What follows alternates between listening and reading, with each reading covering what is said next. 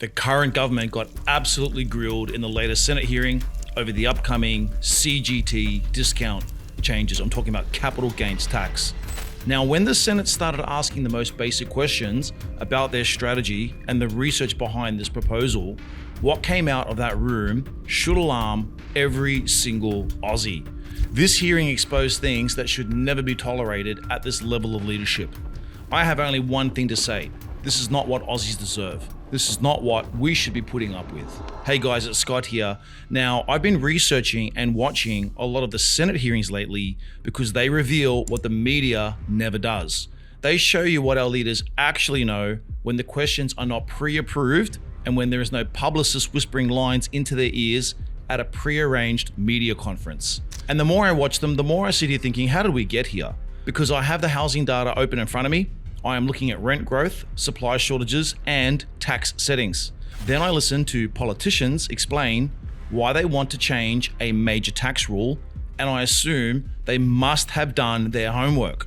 Mr. Taylor says if you tax homes, you get less homes. Are you going to wind back the concession? We haven't changed our policies when it comes to tax or housing. We've got a big, ambitious agenda already on both fronts. And any steps beyond that would just be a matter for the Cabinet in the usual way.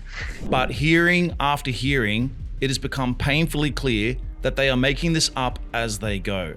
When they were asked about modelling, about impacts on rents, about housing supply, about expected revenue from the proposed CGT changes, the answers were either missing, vague, or simply not there. I know you do not have 3 hours to sit through Senate estimates. You are busy with work, mortgages, rent, and life, so I sit through it for you. I pull out exactly what matters, and I show you exactly what was said, because you deserve to know who was making decisions over your financial future. Now, let me be clear. This video is not about predicting whether the CGT discount changes are going to happen. I have already covered that in another video. This video is about something more disturbing. It is about appalling incompetence. If you were boarding a plane, you would not feel comfortable knowing the pilot had not studied the controls. Yet that is what it feels like watching this government discuss major tax changes without research, modeling, or a clear plan. So in this video, I'm going to show you what they admitted, what they avoided, how economists have reacted, and what the evidence says could actually happen if they touch the CGT discount. You have to remember, guys, you start meddling around with the tax system, there are second, third, and fourth order consequences that we must be mindful of. Hit subscribe and hit the bell because I break down property and the economy so you do not have to sit through hours of spin. Let's get straight to it. All right, guys, this Senate hearing exposed a lot of things, and I am not turning this into a 30-minute breakdown. I picked the biggest and most disturbing admissions. Now, before we jump in, CGT is very, very tricky. If you get it wrong, you can make the housing crisis much worse. Many experts have said this. Countries have tried to mess with it, and most of them have failed. This is why these Senate hearings matter, because this is exactly where the government should be forced to explain itself. And you want to make sure you've got extremely smart people making these decisions with the research. Now, here is the first bombshell. Senator Andrew Bragg asked a completely reasonable question. If you reduce the CGT discount, is there a risk that rents could rise? Very valid question. We are in the middle of a housing crisis. We shouldn't do anything to make it worse, and we need to protect people that are renting. And the policy researcher's response was, and I quote, "I have done no work on that." Do you think that there's a risk that if the tax concessions were reduced, that you would have a situation where rent could increase? I've done no work on that, so I wouldn't feel qualified to make a prediction of the impact on rents. Okay. Are you absolutely kidding me? You are intervening in a fragile housing market, and when asked about rent impacts, the answer is that no work has been done. Come on, guys.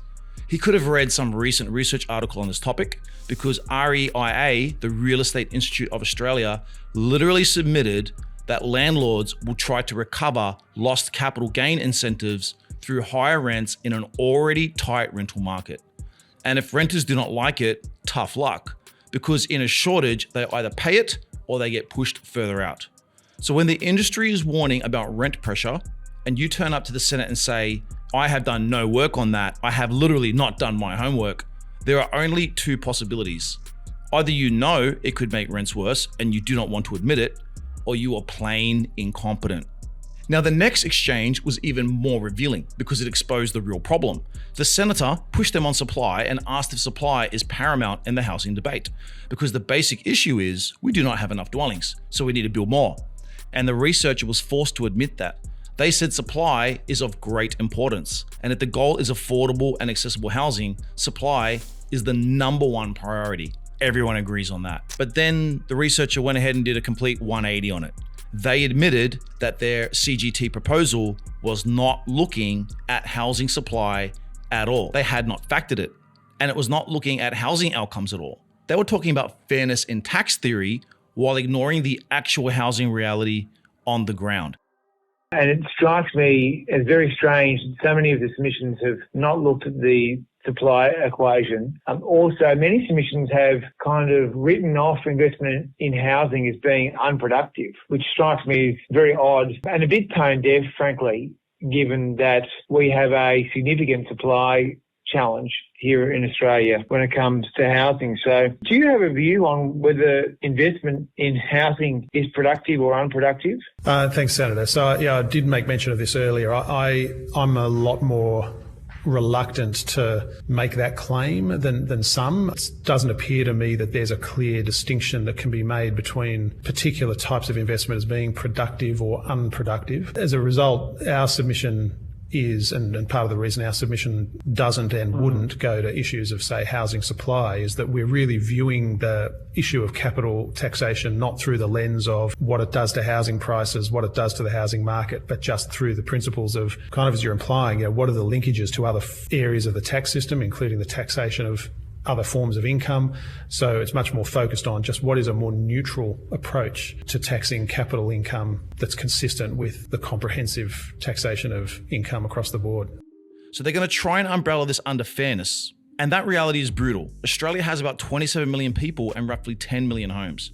Dwelling completions have fallen from around 220,000 a year in the mid-2010s to closer to 170,000 now.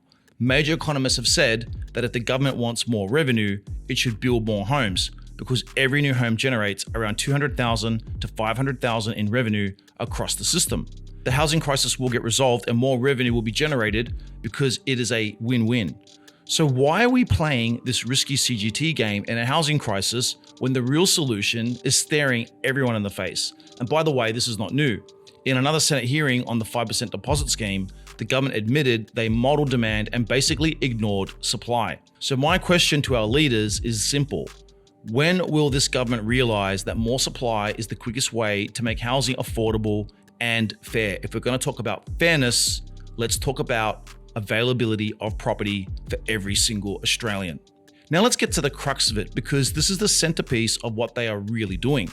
The government keeps dressing the CGT proposal up as fairness and equity, but they have a budget blowout, they are staring down deficits, and there is roughly 1 trillion in debt sitting over the country, sitting over you and I as taxpayers.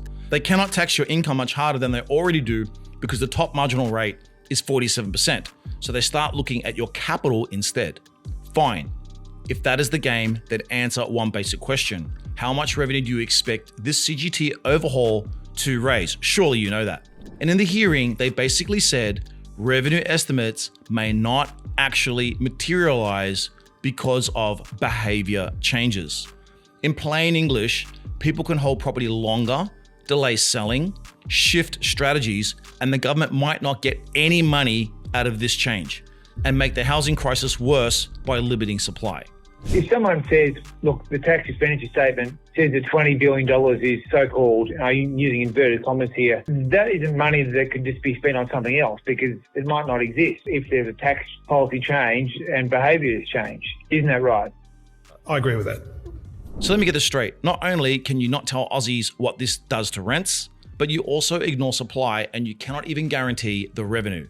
Come on, guys, this is absolute madness. So the policy researcher admitted that the CGT overhaul might change behaviours, right? Well, that is one thing they absolutely got right, because I have the proof and the research. I'm going to share it now. In the UK, back in 2010, they raised capital gains tax from 18% to 28% for higher income earners. It seems fair. What happened, you ask? Once the tax was higher, people held onto their property for longer. Economists call it the lock-in effect. Higher tax made people delay selling. That means fewer listings, tighter turnover, and weaker revenue overall for the government. And then the UK basically proved the point again in 2024 when they cut CGT on property sales from 28% to 24% because they openly admitted that a lower rate will encourage more selling and potentially raise more revenue and boost supply of housing. Sweden is another warning.